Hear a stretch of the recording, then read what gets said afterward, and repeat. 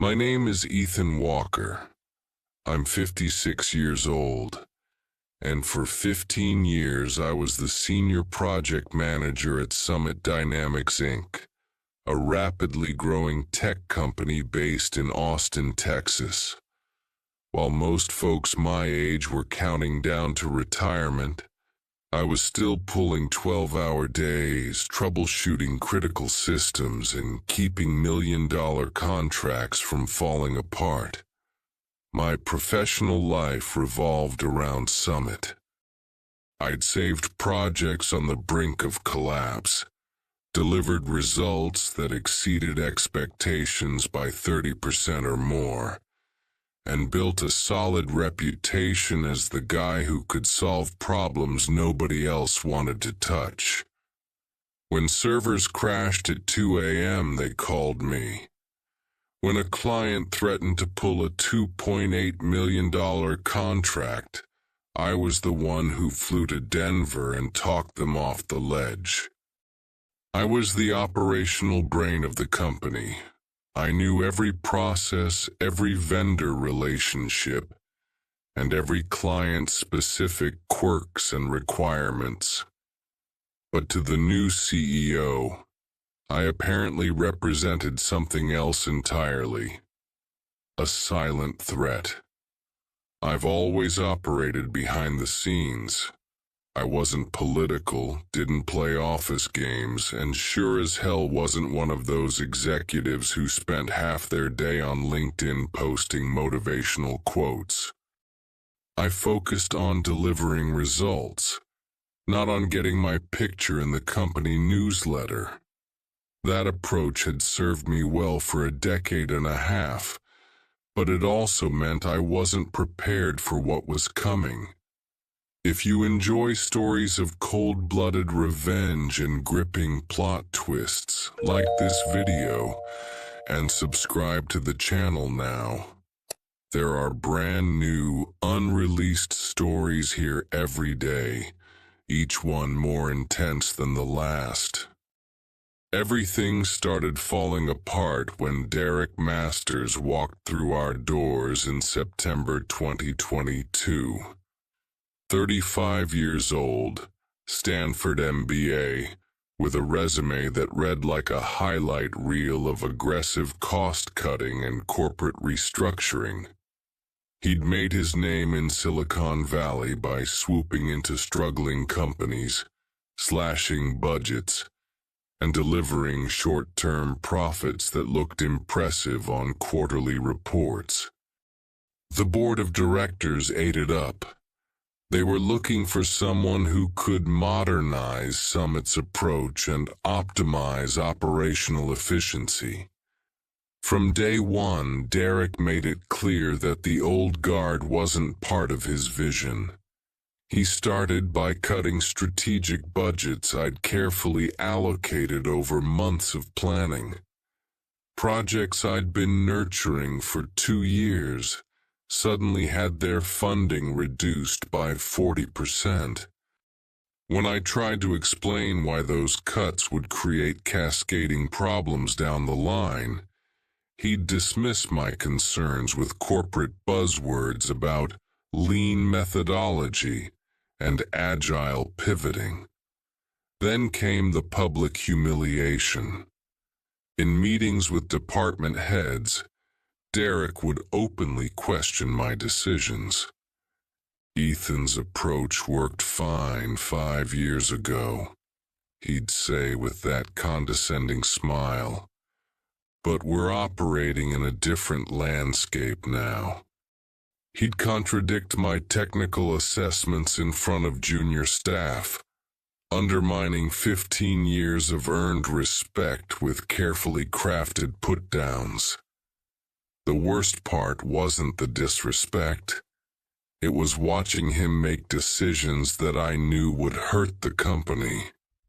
He approved vendor contracts with companies that charged 30% more than our established partners. He greenlit software purchases that duplicated systems we already had. When I raised these concerns privately, He'd nod and say he'd take it under advisement, then do exactly the opposite. I started getting excluded from strategic planning meetings. Reports I'd submit would disappear into some administrative black hole, never to be acknowledged or discussed. When clients specifically requested to work with me on their projects, Derek would assign someone else, claiming I was overextended or focused on other priorities. The writing was on the wall, but I wasn't about to go down without understanding exactly what I was dealing with. My experience had taught me that when someone works this hard to eliminate you, it's usually because you're standing between them and something they want. So I started paying closer attention, not to what Derek was saying, but to what he was actually doing. That's when I began keeping records. Every suspicious contract approval, every questionable budget allocation, every decision that seemed to benefit outside parties more than Summit itself. I maintained detailed notes with dates, times, and contexts. In Texas, you can legally record conversations as long as one party consents, and I was always that consenting party. What I discovered over the next 4 months made my stomach turn. Derek wasn't just restructuring Summit for efficiency. He was systematically funneling contracts to companies with direct ties to his previous employers, and I suspected to his personal financial interests. The pattern was subtle, but unmistakable once you knew what to look for. I wasn't the only one who'd noticed. A few of the company's original investors had been asking quiet questions about recent financial decisions. When I discreetly shared some of my documentation with them in February 2023, they told me to keep observing and documenting, but to be extremely careful. We need to be absolutely certain before we make any moves, said Patricia Thornton, one of Summit's founding investors, during a coffee meeting in downtown Austin. Derek has powerful connections, and if we're wrong about this, it could destroy the company. So I waited, I documented, and I prepared for what I knew was coming. The axe finally fell on a Tuesday morning in March 2023. I was reviewing quarterly performance metrics when Miranda Hale, our Director of Human Resources, knocked on my office door. Miranda had always been strictly by the book, the kind of HR professional who dotted every I and crossed every T to protect the company from lawsuits. But that morning she looked uncomfortable, like someone who knew she was about to deliver bad news she didn't necessarily agree with. "Ethan, Derek would like to see you in conference room B," she said, avoiding eye contact. "I'll need to be there as well." I knew exactly what this was. I'd seen this dance before at other companies. The formal termination meeting with HR present as a witness and legal protection. I gathered my materials, straightened my tie, and walked to what I knew would be my professional execution. Derek was already seated at the head of the conference table, a manila folder spread in front of him like evidence in a trial. Miranda sat to his right, a legal pad and pen positioned precisely in front of her. The whole setup screamed corporate theater. "Ethan, please sit down," Derek said, gesturing to the chair directly across from him. His tone was formal, practiced. "We need to discuss some concerns about your recent performance and alignment with the company's new direction." I sat down without a word. Sometimes the best response is no response at all. Derek opened the folder and began reading from what was obviously a prepared script. "Over the past several months, we've observed a pattern of resistance to new initiatives, failure to adapt to updated processes, and what frankly appears to be deliberate undermining of executive decisions." Each accusation was carefully worded to sound legitimate, while being impossible to definitively disprove. Classic corporate assassination, death by 1,000 paper cuts, all documented and HR approved. Furthermore, Derek continued, "Your recent project completion rates have fallen below acceptable standards, and several clients have expressed concerns about communication delays."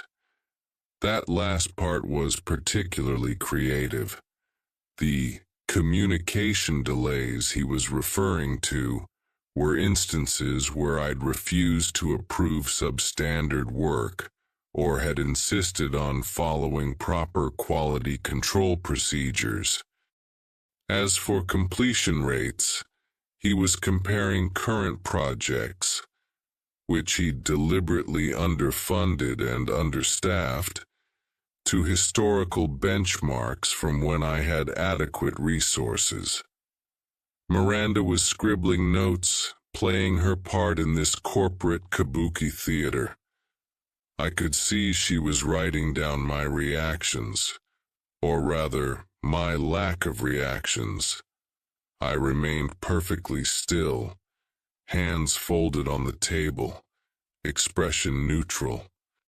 "Given these performance issues and your apparent inability to adapt to Summit's evolving culture," Derek said, building to his crescendo, "we've made the difficult decision to terminate your employment, effective immediately." The room went silent.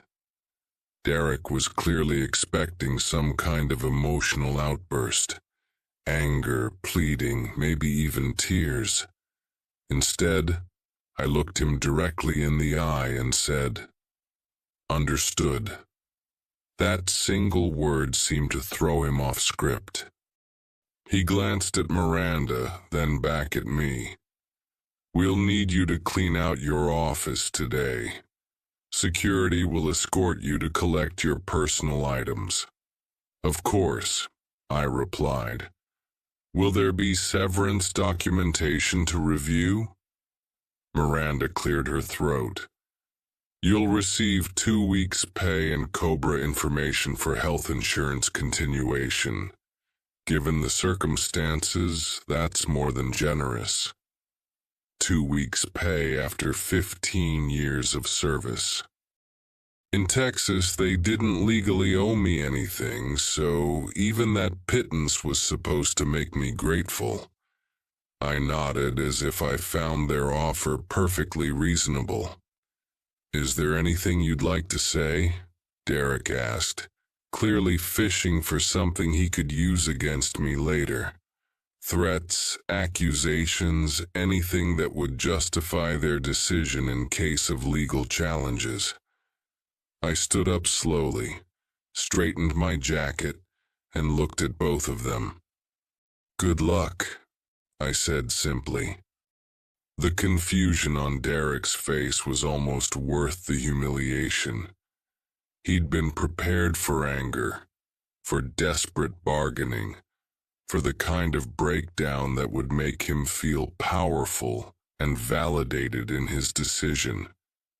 Instead, I walked out of that conference room like a man heading to lunch.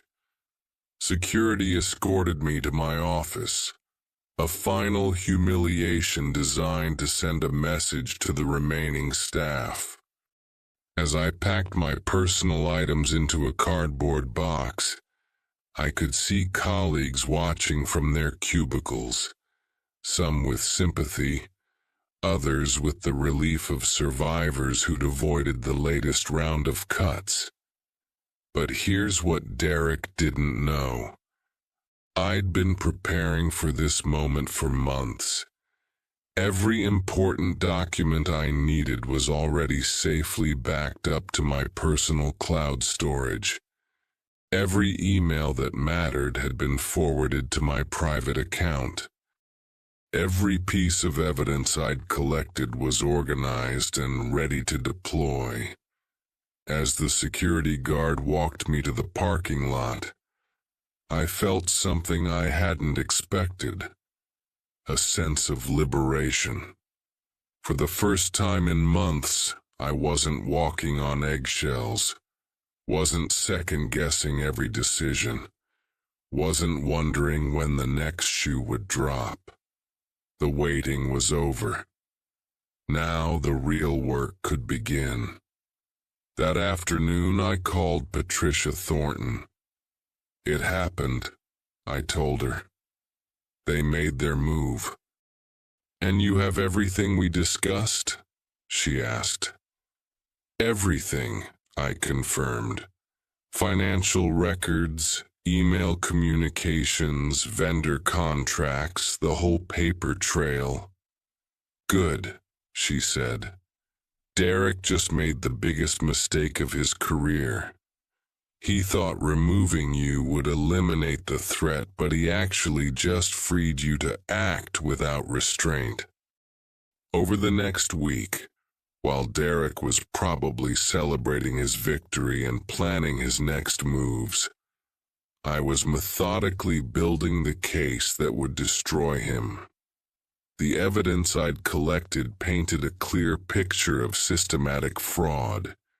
Inflated contracts with companies that kicked back money to Derek through consulting fees, budget manipulations that lined his pockets while starving crucial projects, and a pattern of decision-making that benefited him personally at Summit's expense. The beauty of it all was that I didn't have to do anything dramatic or illegal. I just had to organize the truth and present it to people with the power to act on it. Derek had been so focused on eliminating me as a witness that he'd forgotten the most basic rule of corporate crime. The evidence always tells the story, regardless of who's there to present it. Within 2 weeks of my departure, Summit Dynamics began experiencing what Derek would later describe to the board as unexpected operational challenges. But there was nothing unexpected about it. I'd seen this pattern before at companies where institutional knowledge walked out the door, along with experienced employees. The first domino fell when Meridian Healthcare, one of our biggest clients, called to complain about their software integration project. The team Derek had assigned to replace me had apparently tried to implement a solution that bypassed 3 critical security protocols I'd established.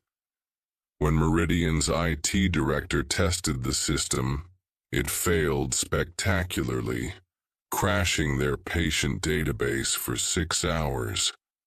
We specifically requested Ethan Walker for this project, Meridian's CEO told Derek during an emergency conference call. "Where is he?" Derek had to explain that I was no longer with the company, and that his new team was fully capable of handling the transition.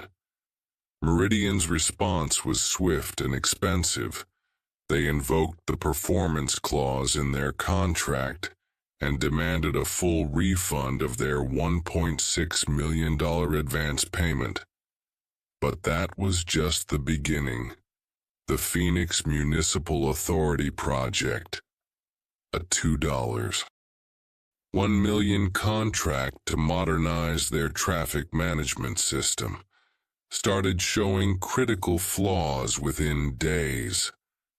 The replacement team had missed a fundamental requirement about integration with emergency services communication. When the fire department couldn't override traffic signals during a 4-alarm warehouse fire, the story made local news and triggered a federal safety investigation. I wasn't sabotaging anything. I wasn't making anonymous phone calls or sending damaging emails. I was simply no longer there to catch the mistakes that inexperienced teams inevitably make when they're thrown into complex projects without proper guidance. Derek's response was predictably desperate. He tried calling me on a Thursday evening, about 3 weeks after my termination. I let it go to voicemail.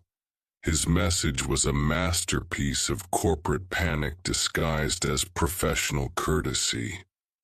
"Ethan, this is Derek. I hope you're doing well. Listen, we're dealing with some transition issues on a few projects, and I was wondering if you might be available for some short-term consulting work. We'd be happy to discuss very competitive compensation for your expertise." The next day, he called again. This time, his tone was more urgent. "Ethan, we really need to talk. There are some client situations that could benefit from your historical knowledge of their requirements. Please call me back as soon as possible." By the third call, the mask had slipped entirely. "Look, I know we had our differences, but Summit needs your help right now. We're prepared to offer you a senior executive position and a substantial signing bonus. We can work out the details, but I need to hear from you today." I never returned his calls. There's a certain poetry in silence. It forces people to fill the void with their own fears and assumptions, which are usually far worse than anything you could actually say to them. Meanwhile, Patricia Thornton and the other investors were methodically reviewing the evidence I'd provided. She had brought in a forensic accounting firm to trace the suspicious financial transactions. What they found was even more damaging than my initial documentation had suggested. Derek had been running what amounted to a sophisticated kickback scheme.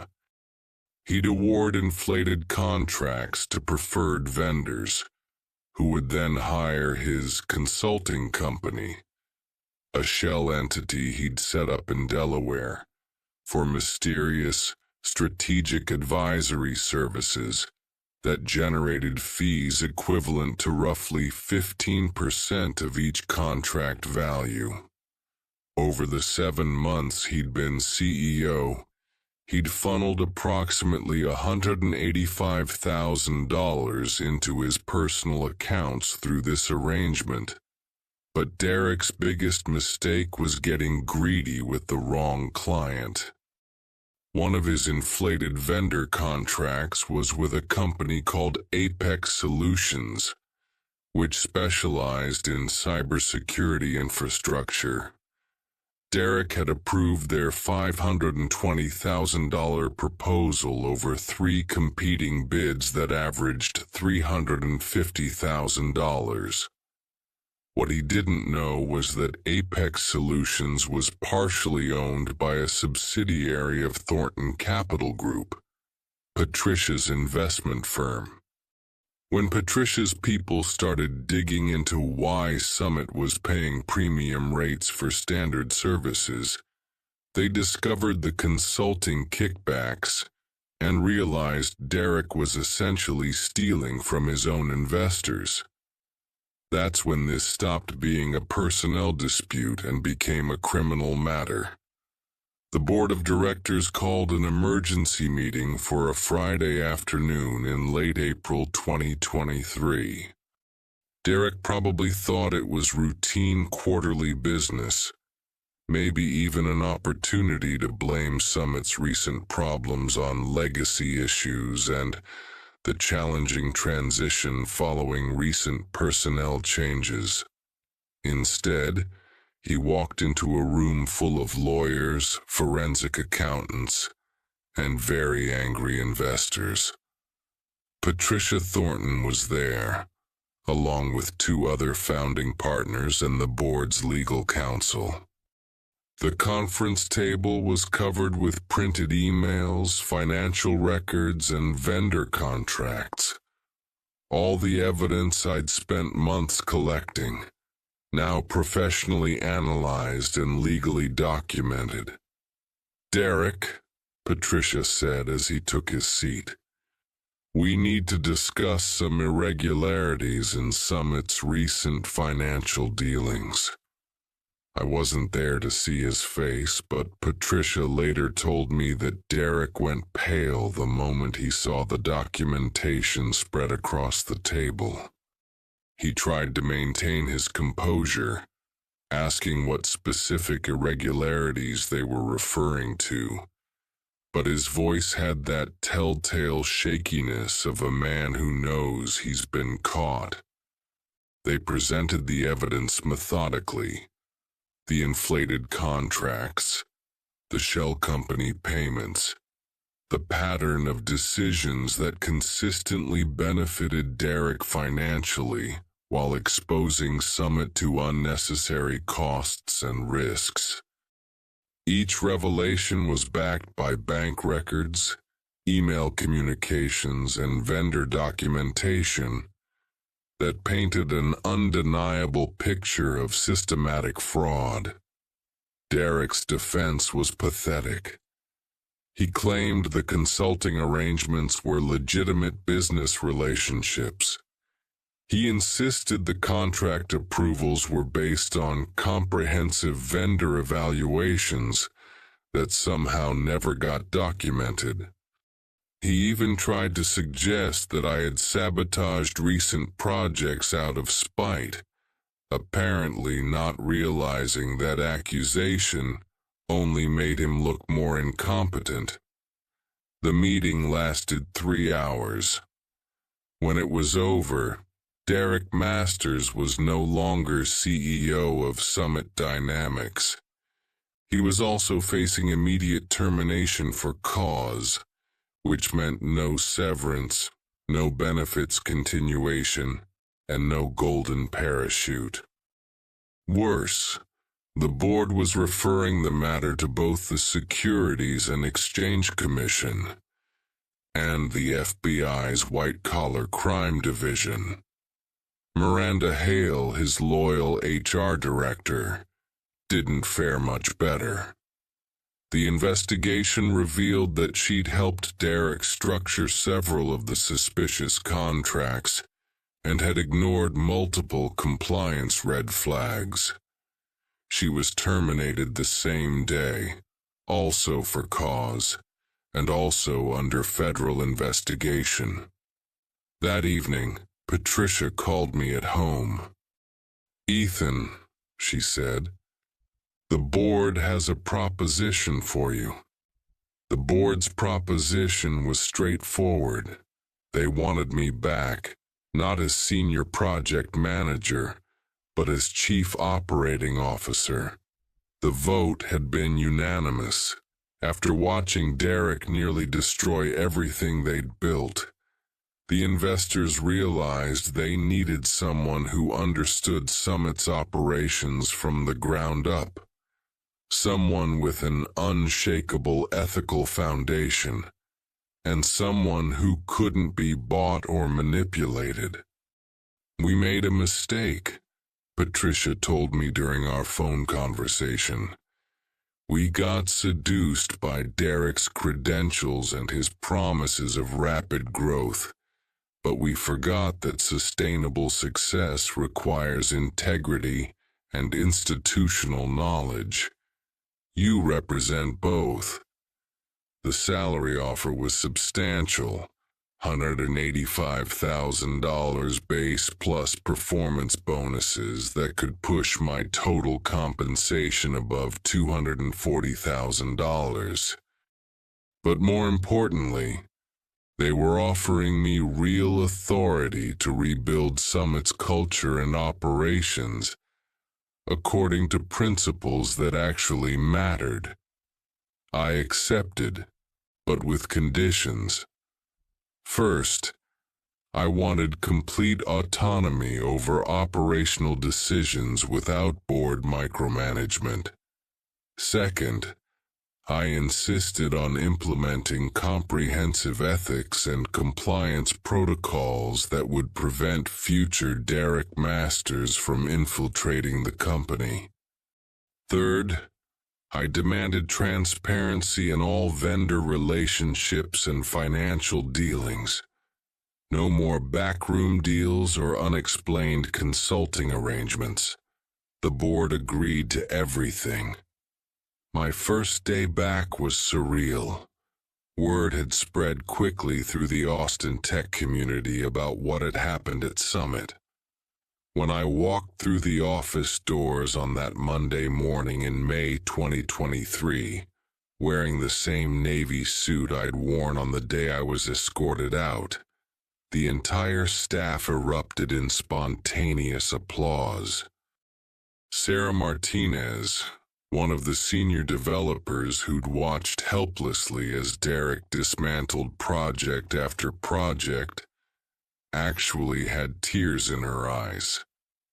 "Thank God you're back," she said. "We didn't think the company would survive another month of that chaos." The damage assessment was sobering but not insurmountable. We'd lost 3 major clients and faced potential lawsuits from 2 others. Several key projects were behind schedule and over budget. Staff morale was at rock bottom, and our industry reputation had taken a serious hit. But the fundamentals were still solid. We had good people, proven technology, and loyal long-term clients who were willing to give us another chance. My first company-wide email as COO was deliberately understated. "I'm grateful for the opportunity to rejoin Summit and work alongside all of you to restore our reputation for excellence and integrity. We have work to do, but I'm confident we can rebuild something stronger than what came before." I didn't mention Derrick by name. I didn't gloat or grandstand. I just focused on the work that needed to be done. The turnaround took 12 months of 18-hour days, but it was the most satisfying work of my career. We implemented new project management protocols that emphasized quality over speed. We established vendor relationships based on merit rather than personal connections. Most importantly, we created an anonymous ethics hotline and regular compliance audits that would make it nearly impossible for another Derrick Masters to operate undetected. The results spoke for themselves. By May 2024, we'd not only recovered the clients we'd lost, but had signed 4 new major contracts worth $4.2 million combined. Our project success rate returned to pre-Derrick levels, and industry publications were writing about Summit's remarkable recovery and commitment to operational excellence. As for Derrick and Miranda, justice followed its slow but inexorable course. The SEC investigation took 22 months, but in February 2025, they filed civil charges for securities fraud and breach of fiduciary duty. The FBI's criminal investigation resulted in federal indictments for wire fraud and conspiracy. Derek's defense lawyers tried to negotiate plea agreements, but the evidence was too overwhelming, and the amounts too substantial. Derek ended up pleading guilty to 3 federal charges and was sentenced in June 2025 to 2 years and 8 months in federal prison plus $225,000 in restitution, more than he'd actually stolen, thanks to penalties and interest. Miranda received 14 months and had to pay $45,000. Both were permanently barred from serving as officers or directors of publicly traded companies. I felt no satisfaction in their punishment, only a quiet sense that the system had worked as it should. Justice isn't about revenge. It's about consequences that match actions and protections that prevent future harm. The real victory was watching Summit thrive again. We promoted Sarah Martinez to Vice President of Development, giving her the authority Derek had always denied her. We hired back 2 excellent engineers who'd left during the chaos, and recruited several new team members who were excited to work for a company with a reputation for integrity. In June 2025, Austin Business Journal featured Summit in an article about companies that had successfully navigated leadership crises. The piece quoted Patricia Thornton extensively. Sometimes the best person to lead a company forward is someone who understands its past, respects its values, and has the courage to protect both. I kept a copy of that article on my desk, not as a trophy, but as a reminder. Corporate cultures are fragile things built over years but destructible in months.